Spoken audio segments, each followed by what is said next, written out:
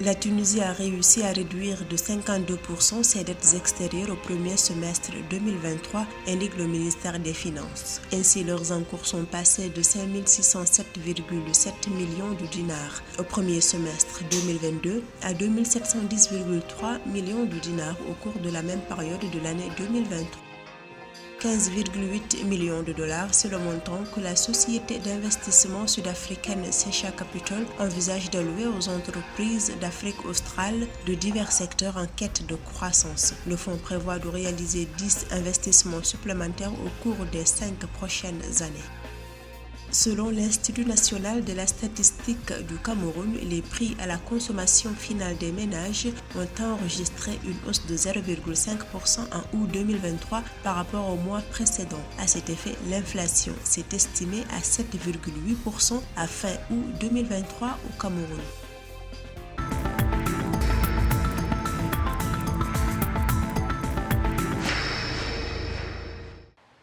La Tunisie a réussi à réduire significativement son fardeau des dettes extérieures au premier semestre 2023, indique le ministère des Finances. Il s'agit d'une réduction de 52%, faisant passer les dettes extérieures du pays de 5 607,7 millions de dinars à fin 2022 à 2 710,3 milliards de dinars au cours de la même période de l'année 2023. Une étape importante dans la gestion de la dette du pays qui peut contribuer à renforcer la confiance des investisseurs tant nationaux qu'étrangers envers l'économie tunisienne. Il est très important pour un pays de maîtriser sa dette publique, que ce soit sa dette intérieure ou sa dette extérieure. Et dans le cas d'espèce, la Tunisie avait pour habitude ces dernières décennies à recourir très régulièrement à des emprunts extérieurs. Et cette dette extérieure représentait près de 58% de la dette publique globale de la Tunisie, ce qui est énorme et qui fragilise ce pays. La stratégie du président Kaïd de réduire certains points de dépenses ont permis depuis 2011 à ce que ces dettes extérieures soient réduites de moitié. Ce qui représente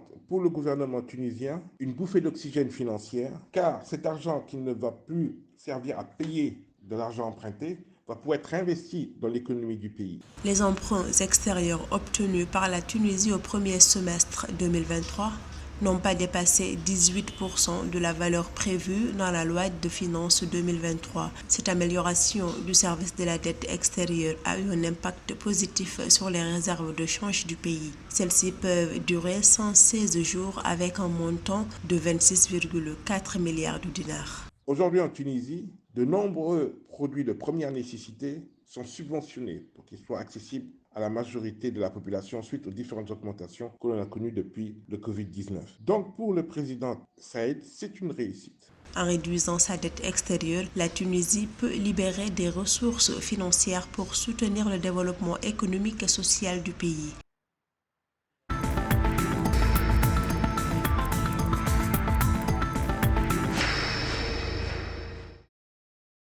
La société d'investissement sud-africaine Secha Capital s'engage à financer de nouvelles entreprises africaines. Ceci grâce à une enveloppe de 15,8 millions de dollars mobilisée auprès des institutions financières. Ce montant lui permettra de financer une dizaine d'entreprises d'Afrique australe de divers secteurs en quête de croissance, effectuant la transition vers l'économie verte d'ici 5 ans. Il s'agira de combiner investissement en actions et capital humain dans des entreprises en vue de générer des rendements financiers et un impact social.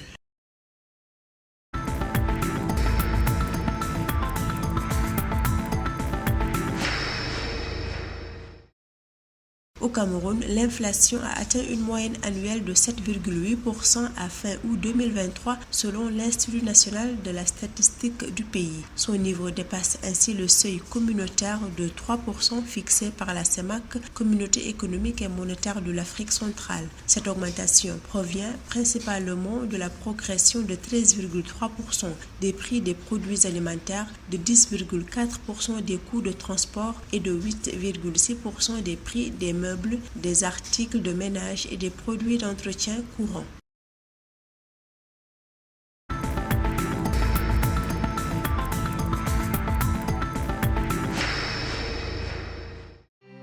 En République démocratique du Congo, RDC, le marché de l'Internet mobile et fixe a généré un revenu estimé à plus de 943,8 millions de dollars en 2022. C'est ce que rapporte l'Observatoire du marché de fourniture des services Internet de l'Autorité de régulation de la poste et télécommunications du Congo. Le taux de croissance annuel enregistré par le marché de l'Internet a ainsi atteint 57%. À noter que l'année 2022 s'est clôturée par une hausse du nombre d'abonnements de l'ordre de 2,88% en RDC.